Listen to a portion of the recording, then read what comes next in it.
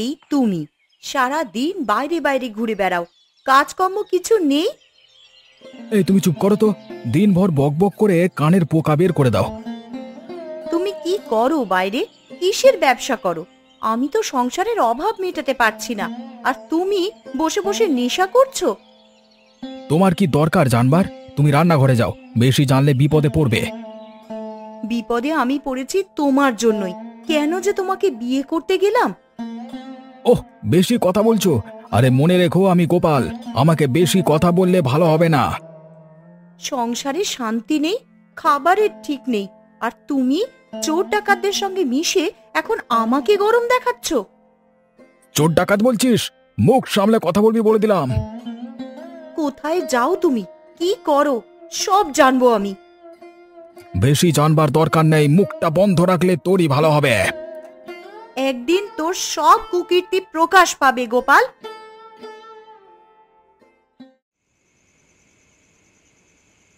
খগেন, কাজের কি অবস্থা? মাল এবার ঠিক জায়গায় পৌঁছাবে তো? মাল তো তৈরি আছে, কিন্তু এবার একটু সাবধান হতে হবে। এই গতবার অনেক হইচই হয়ে গেছিল, গ্রামের লোকজন টের পেলে মুশকিল। আরে গ্রামের মানুষ কি আর বুঝবে? সবাই তো আমার সামনে পড়ে কাপুরুষের মতো চুপ করে থাকে। তা ঠিক, কিন্তু পুলিশ টুলিশ যেন কোনো খবর না পায়। হ্যাঁ, অবিনাশ কিন্তু সন্দেহ করছে শুনেছি। অবিনাশ এই গ্রামের মোড়ল? আরে সে কিচ্ছু করতে পারবে না, ওর বয়স হয়েছে, এখন তার বেশি কিছু বোঝবার ক্ষমতা নেই। ঠিকই বলেছ, কিন্তু একবার খবর পৌঁছে গেলে মরেছি, মনে আছে তো? তাই এবার কোনো ভুলচুক করা যাবে না কিন্তু। আরে এবার ওই পুরোহিতের গোয়ালে লুকিয়ে রাখবো মাল করি, বুঝলে? কেউ সন্দেহ করবে না। ওখানে তো সবাই গরু ছাগল ছাড়া কিছুই খোঁজে না। বুদ্ধি খারাপ না, কিন্তু দারোগা মাঝে মাঝে হুট করে তল্লাশি চালায়, কি হবে তখন? আরে তল্লাশি করলে কি হবে? তার জন্য তো হাত খোলা রাখতে হবে।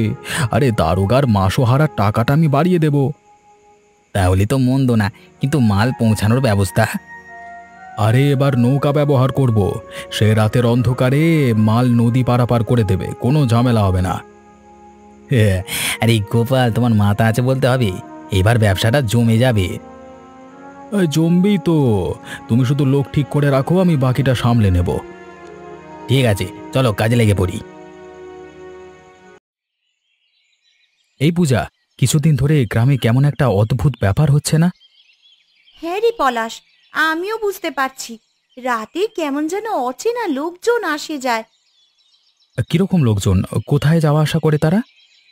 ঠিক জানি না, কিন্তু বাঁশবাগান আর নদীর ঘাটে মাঝরাতে হঠাৎ হঠাৎ আলো দেখা যায়।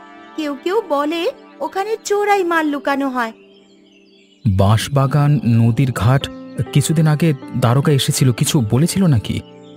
সে তো কিছুই বলে না, কিন্তু ওর সাথে গোপাল দাদা আর খগেন দাদাকে হাসতে হাসতে কথা বলতে দেখেছি। এর মানে দারোগা হয়তো টাকা খেয়ে চুপ করে আছে। মনে তো হয় তাই। ঠিক আছে, তুই যা, আমি একটু খোঁজ খবর করি।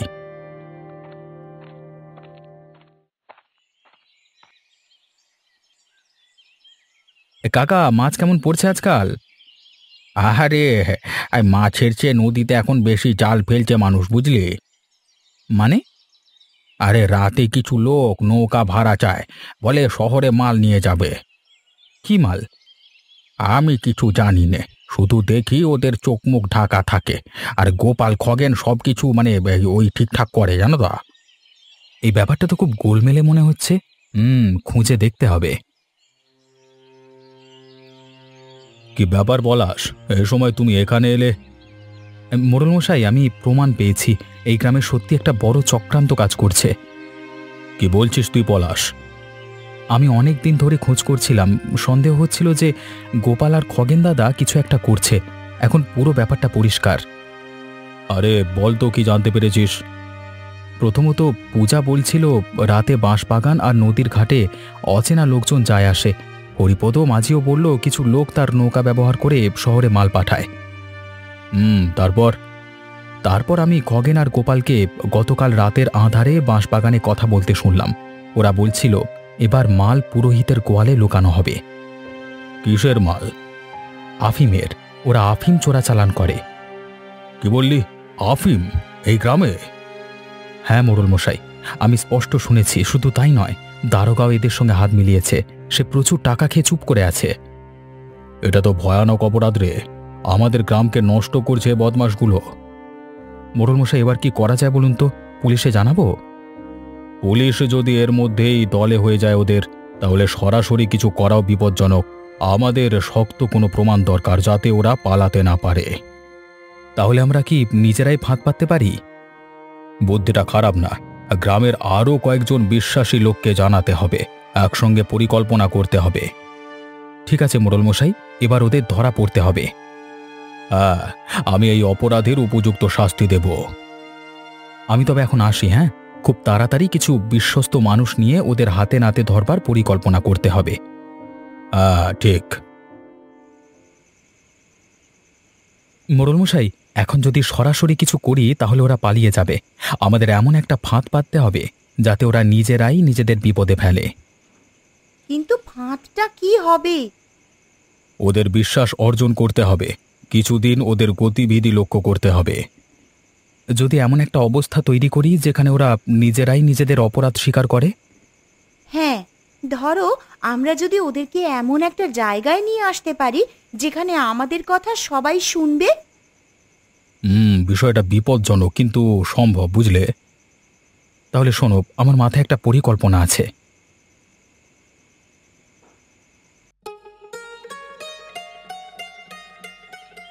বাহ, এত বড় খাওয়া দাওয়া গ্রামের মধ্যে বহুদিন পর হতে দেখলাম। হাঁসের মাংসের এমন দাওয়াত কে না খেতে চায়। শুনলাম মোড়ল মশাই নিজ উদ্যোগ নিয়েছে। হ্যাঁ, সবাই মিলে একটু ভালো সময় কাটানোর জন্যই আয়োজন। তোমরা খাও, আরাম করো।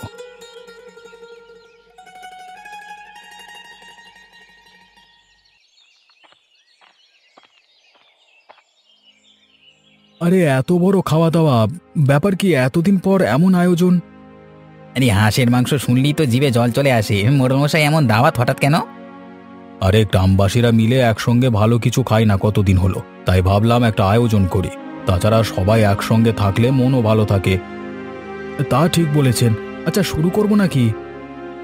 অবশ্যই, আপনাদের জন্যই তো বিশেষ ব্যবস্থা করা হয়েছে।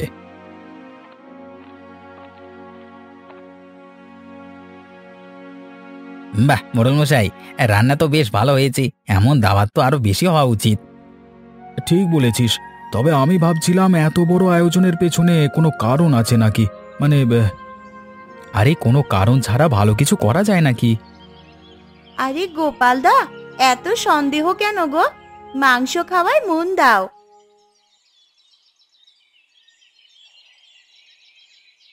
গ্রামের সবাই একটু শুনবেন। আজকের এই দাওয়াত শুধু খাওয়ার জন্য নয়, এর পেছনে একটা বড় কারণ আছে। বড় কারণ মানে? কি কি বলছো এসব? আমরা বলছি, গোপাল আর খগেন, তোমরা এই গ্রামের জন্য সবচেয়ে বড় বিপদ। আরে পলাশ, মিথ্যা কথা বলা বন্ধ কর। আমরা এমন কি করলাম? এই কাগজ দেখছো? এটা হলো প্রমাণ যে তোমরা আফিমের চোরাচালান করো। আমি নিজের কান দিয়ে শুনেছি, নিজের চোখে দেখেছি তোমাদের পরিকল্পনা। বাজে কথা, এসে মিথ্যে সাজানো। না খগেন, কোনো কথাই মিথ্যে না, সাজানো না, বরং তুমি ও গোপাল মিথ্যে বলছো। এতদিন আমরা সন্দেহ করছিলাম, আজকে প্রমাণ হাতে পেলাম। এসব মিথ্যে। এবার পুলিশ ডাকতে হবে, এদের শাস্তি হবেই। আমরা তো শুধু এই কাজের কর্মী, আসল মাথা তো। আসল মাথাকে তাড়াতাড়ি বলো। আসল মাথা হলো বুড়ি। এসব কি ভুলভাল বলছো?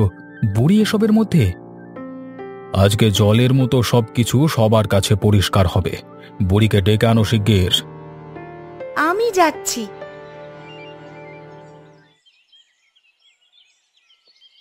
কিভাবে সম্ভব এটা? এত বড় চক্র, এত অপরাধ, আর এর পেছনে একজন বৃদ্ধা। মোড়লমশাই, আমরাও ভাবিনি, কিন্তু সত্যটা তো সামনে এলো। আমরা সবাই ওকে শ্রদ্ধা করতাম, অথচ সেই আমাদের সঙ্গে বিশ্বাসঘাতকতা করলো। না, আমি এখনো বিশ্বাস করতে পারছি না।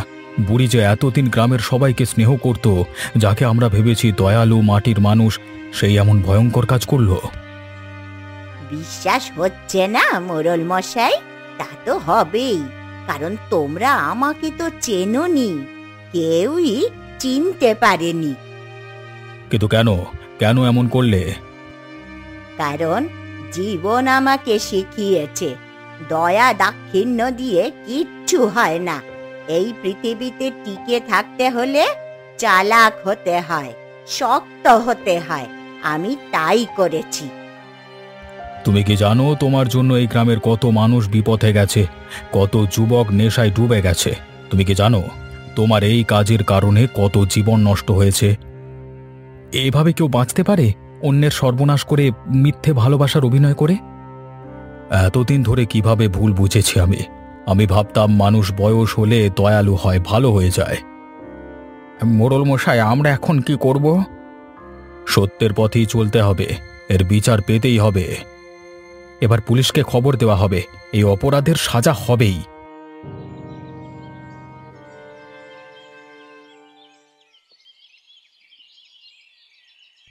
না না, এটা কি সত্যি? আমাদের ওই বুড়ি সেই এত বড় পাপ করেছে? আমরা কত শ্রদ্ধা করতাম, কত বিশ্বাস করতাম, অথচ সেই আমাদের পেছন থেকে ছুরি মারল। এতদিন ধরে আমাদের সামনে ভালো সেজে বসেছিল, আর পেছনে গ্রাম ধ্বংসের ষড়যন্ত্র করেছে। কি হলো, এত অবাক হচ্ছ কেন? তোমরা কি সত্যি ভেবেছিলে আমি শুধু জপ তপ করে দিন কাটাই? চুপ করো, তোমার মুখে এসব মানায় না। তুমি আমাদের সঙ্গে বিশ্বাসঘাতকতা করেছো। তুমি তো আমাদের মায়ের মতো ছিলে, তুমি আমাদের শেষ পর্যন্ত ধোঁকা দিলে। এতদিন আমরা তোমাকে ভুল বুঝেছি বুড়ি। আমরা ভাবতাম তুমি গ্রামবাসীদের অভিভাবকের মতো, কিন্তু তুমি তো আসলে একটা ভয়ঙ্কর প্রতারক। প্রতারক? আমি শুধু সুযোগ নিয়েছি। এই গ্রামে কি কেউ লোভী নয়? সবাই তো সুযোগ পেলেই অন্যকে ঠকায়। আমি শুধু একটু চালাক ছিলাম। এই মহিলা অনুতপ্ত তো দূরের কথা, বরং আমাদের শাসাচ্ছে। লজ্জার ব্যাপার, সত্যি লজ্জার ব্যাপার। এতদিন আমরা ভুল করেছিলাম, কিন্তু আর নয়, এবার শাস্তি হবেই। পুলিশকে খবর দেওয়া হয়েছে, তোমার এবার বিচার হবে বুড়ি। না, এই মহিলা আমাদের গ্রামকে কলঙ্কিত করেছে। আমরা এইভাবে ছেড়ে দেব না। কঠিন শাস্তি চাই, এত বড় অন্যায় আমরা মেনে নেব না। শান্ত হও সবাই, আমরা আইন নিজের হাতে নেব না, কিন্তু এই মহিলাকে এই গ্রামে এক মুহূর্তও রাখা যায় না। তাহলে তোমরা আমায় তাড়িয়ে দেবে? তুমি এই গ্রামে থাকবার যোগ্যতা হারিয়েছ। এবার শেষ সিদ্ধান্ত হবে, তোমার বিচার হবে আইনের মাধ্যমে। তোমার কি আর বলবার আছে বুড়ি? সত্যি বলতে চাইলে এটাই সময়। আমি জানি তোমরা কেউ আমাকে ক্ষমা করবে না। ক্ষমা? তুমি যে কাজ করেছো তার ক্ষমা হয় নাকি? তুমি তো আমাদের মায়ের মতন ছিলে, তুমি কিভাবে এমন করতে পারলে? আমি জানি আমি যা করেছি তার কোনো ক্ষমা নেই, কিন্তু তোমাদের সামনে সত্যিটাও বলা দরকার। সত্য? তুমি কি আজও কিছু লুকাতে চাও? লুকোনোর আর কিছুই নেই মোড়ল মশাই। সত্যিটা হলো, আমি এই গ্রামেই জন্মেছি, এই গ্রামেই বড় হয়েছি, কিন্তু এই গ্রাম আমাকে কিছু দেয়নি। কিছু দেয়নি? আমরা সবাই জানি তুমি বরাবরই ভালো অবস্থায় ছিলে। বাহ্যিকভাবে হয়তো ভালো ছিলাম, কিন্তু মনের দিক থেকে না। আমি যখন ছোট ছিলাম তখন আমার বাবা মাকে দারিদ্র্যের জন্য মরতে দেখেছি। আমার স্বামীও আমায় ছেড়ে চলে গিয়েছিল। আমি তখনই বুঝেছিলাম টিকে থাকতে হলে শক্ত হতে হয়, অন্যকে বোকা বানাতে হয়। তাই তুমি আমাদের সঙ্গে প্রতারণা করলে? আমি বুঝতে পারিনি এত দূর চলে গিয়েছি। প্রথমে শুধু নিজের জন্য করেছিলাম, তারপরে আস্তে আস্তে ক্ষমতা আর টাকার লোভ আমাকে পুরোটা গ্রাস করে ফেললো। তুমি কি সত্যি অনুতপ্ত? অনুতপ্ত না হয়ে উপায় আছে? আজ আমি বুঝতে পারছি টাকা কড়ি ক্ষমতা কিছুই আসলে চিরস্থায়ী নয়। মানুষকেই শেষ পর্যন্ত মানুষের দরকার হয়, অথচ আমি সেই মানুষদেরই ঠকিয়েছি। তাহলে তুমি কেন আগে এইভাবে ভাবলে না? লোভ লোভ আমার চোখ বন্ধ করে দিয়েছিল রে মেয়ে। এখন সব কিছু আমি স্পষ্ট দেখছি, কিন্তু এতক্ষণে অনেক দেরি হয়ে গেছে। আমি জানি আমি যা করেছি তার শাস্তি হবেই, কিন্তু আমি তোমাদের কাছে একটাই প্রার্থনা করি, আমাকে ঘৃণা করে থেকো না। আমি ভুল করেছি, কিন্তু আমি তোমাদেরই একজন। আমরা তোমাকে ঘৃণা করব কিনা তা সময়ে বলবে বুড়ি, কিন্তু তোমার শাস্তি নিশ্চিত। হ্যাঁ, তোমাকে পুলিশের হাতে তুলে দিতেই হবে। আমি জানি আমি আর লড়ব না, শুধু এই শেষ সময়ে তোমাদের সামনে নিজের দোষ স্বীকার করতে পারলাম, এতেই আমি শান্তি পেলাম। তদন্ত সম্পন্ন হয়েছে, প্রমাণ পাওয়া গেছে যে গোপাল এবং খগেন বহুদিন ধরে এই গ্রামে আফিম পাচারের ব্যবসা চালাচ্ছিল, আর এর নেপথ্যে ছিল বুড়ি। এই অপরাধের শাস্তি তারা পাবেই।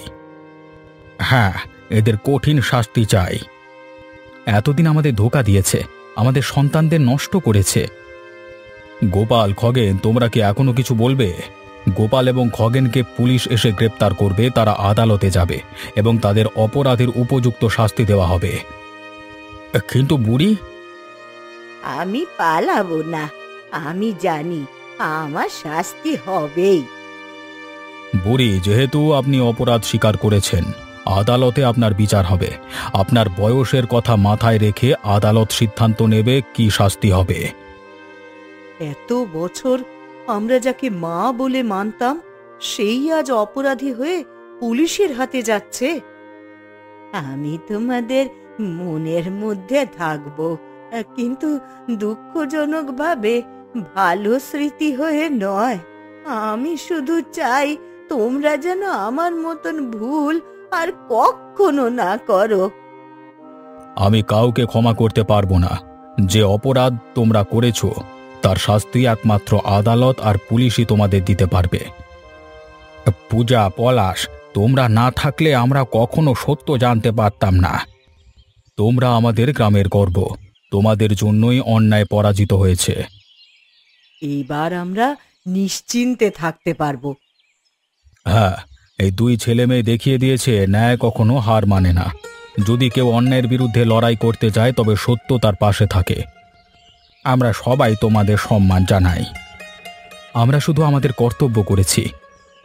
এই লড়াই শুধুমাত্র আমাদের ছিল না, এই লড়াই ছিল আমাদের সবার। এবার আমাদের উচিত গ্রামটাকে নতুন করে গড়ে তোলা। ভুল থেকে শিখতে হবে, যেন আর কখনো এমন অন্ধকার আমাদের গ্রামকে গ্রাস করতে না পারে।